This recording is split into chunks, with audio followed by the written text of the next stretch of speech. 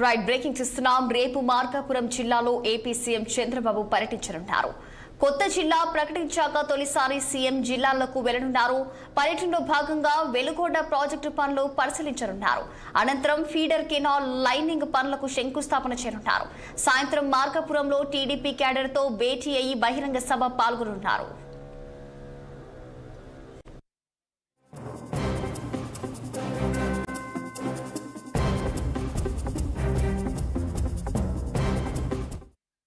రేపు మార్కాపురం జిల్లాలో AP CM Chandrababu పర్యటించనున్నారు.